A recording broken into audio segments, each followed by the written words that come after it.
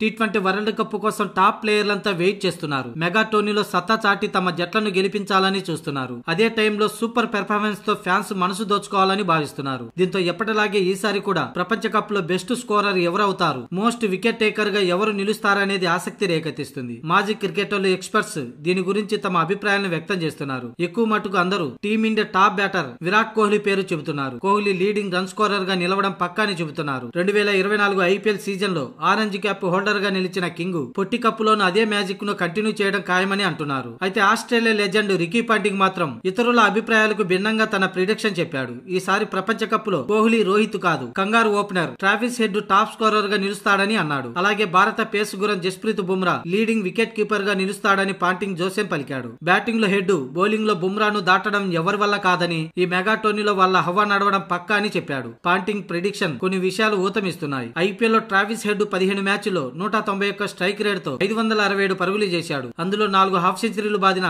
ఈ Sunrisers opener league match లో రెచ్చిపోయి ఆడాడు. ఇక అటు జస్ప్రీత్ బుమ్రా కూడా క్యాచ్ రిచ్ లీగ్ లో దుమ్ము రేపాడు. 20 వికెట్లతో అలరించాడు. అతడి బౌలింగ్ ఎకనామీ 6, ఒకవైపు వికెట్లు తీస్తూనే మరోవైపు పరుగులు కూడా కట్టడి చేస్తూ బ్యాటర్ల గుండెల్లో రైలు పరిగెత్తించాడు. ఇలా అద్భుత ప్రదర్శనతో అదరగొట్టడంతో వీళ్ళిద్దరిదే ఈ వరల్డ్ కప్ అని పాంటింగ్ చెప్పుకొచ్చాడు.